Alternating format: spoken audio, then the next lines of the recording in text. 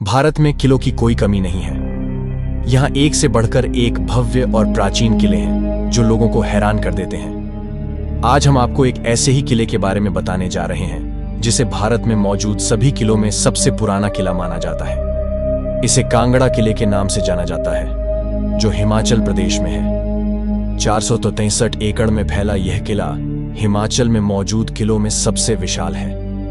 यह किला किसी रहस्य से कम नहीं है क्योंकि यह कब बना है आज तक कोई भी नहीं जान पाया है। आपको बता दें कि इस किले का उल्लेख सिकंदर महान के युद्ध संबंधी रिकॉर्डों में भी मिलता है, जिससे इसके ईसा पूर्व 4वीं शताब्दी में मौजूद होना सिद्ध होता है। माना जाता है कि इसका निर्माण कांगड़ा राज्य कटोच वंश के राजपूत परिवार ने करवाया था, जिन्होंने खुद को प्राचीन त्रिगत साम्राज्य के वंशज होने का प्रमाण दिया था। त्रिगत साम्राज्य का उल्लेख महाभारत में मिलता है। कांगड़ा किले का निर्माण कांगड़ा राज्य कटोच वंश के राजपूत परिवार ने करवाया था, जिन्होंने खुद को प्राचीन त्रिगत साम्राज्य, जिसका उल्लेख महाभारत पुराण में किया गया है, के वंशज होने का प्रमाण दिया था। ये हिमाचल में मौजूद किलों में सबसे विशाल और भारत में पाए जाने किलों में सबसे पुराना किला है। सन 1615 में मुगल सम्राट अकबर ने इस किले पर घेराबंदी की थी, परंतु वो इसमें असफल रहा। इसके पश्चात सन 1620 में अकबर के पुत्र जहांगीर ने चंबा के राजा, जो इस क्षेत्र के सभी राजाओं में सबसे बड़े थे, को मजबूर करके इस किले पर कब्जा कर लिया। मुगल सम्राट जहांगीर ने सूरजमल की सहायता से अपने सैनिकों को इस किले प्रवेश करवाया था। कटोच के राजाओं ने मुगल शासन के कमजोर नियंत्रण और मुगल शक्ति की गिरावट के कारण लगातार मुगल नियंत्रित क्षेत्रों को लूटा। सन 1789 में राजा संसार चंद डहाई ने अपने पूर्वजों के प्राचीन किले को बचा लिया। महाराजा संसार चंद ने गोरखाओं के साथ कई युद्ध किए थे, जिनमें एक ओर गोरखा और दूसरी ओर सिख राजा महाराजा रंजीत सिंह होते थे। संसार चंद इस किले का प्रयोग अपने पड़ोसी राज्य के राजाओं को कैद करने के लिए किया था, जो उनके खिलाफ हुए षड्यंत्र का कारण बन गया। सिखों और कटोचों के बीच हुए एक युद्ध के दौरान किले के द्वार को आपूर्ति के लिए खुल रखा गया था।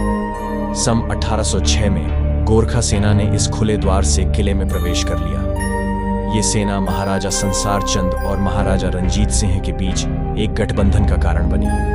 इसके बाद सन 1809 में गोरखा सेना पराजित हो गई और अपनी रक्षा करने के लिए युद्ध से पीछे हट गई और सतलुज नदी के पार चली गई। इसके पश्चात सन 1828 तक ये किला कटोचों के अधीन ही रहा, क्योंकि संसार चंद की मृत्यु के पश्चात रंजीत सिंह ने इस किले पर कब्जा कर लिया था।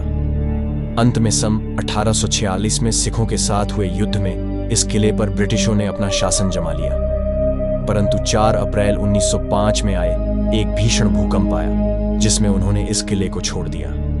किले में प्रवेश करने वाले हर व्यक्ति को सिर काटने की इजाजत इसलिए दी गई थी क्योंकि ये खबर दूर दूर तक फैल गई थी कि किला खजाने से भरा हुआ है और महमूद गजनी, सिकंदर महान और अन्य जैसे कई राजाओं ने इस पर कब्जा करने का भी प्रयास किया था। किला कैसे धन की खान में बदल गया?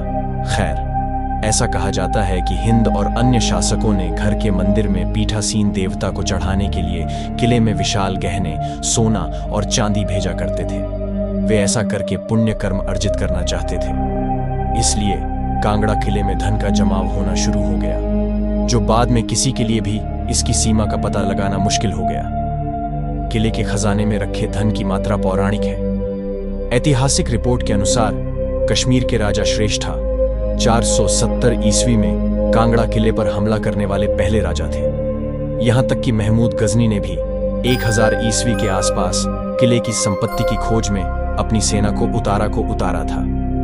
ऐसा माना जाता है कि किले में 21 खजाने के कुएं हैं, जिनमें से प्रत्येक की गहराई 4 मीटर गहरी और 2.5 मीटर चौड़ी है। 1890 के दशक में गजनी के शासक 8 कुओं को लूटने में सफल रहे, जबकि ब्रिटिश शासकों ने 5 कुओं को लूट लिया था। ऐसा कहा जाता है कि किले में अभी भी खजाने से भरे 8 और कुएं हैं, जिनका पता लगाना बाकी है। अभी भी यहाँ के अन्य कुओं में मौजूद है खजाना। ऐसा कहा जाता है कि किले में अभी भी खजाने से भरे 8 और कुएं हैं, जिनका पता लगाना बाकी है। अकबर के नेतृत्व में मुगल सेना ने 17वीं शताब्दी की शुरुआत में इस किले पर कब्जा करने के बाद ये असफल प्रयास किए। किला आखिर में ब्रिटिश सैनिकों के हाथों में चला गया और तब तक रहा जब तक कि अप्रैल 1905 में एक भीषण भूकंप ने इसकी मजबूत नींव को हिला नहीं दिया।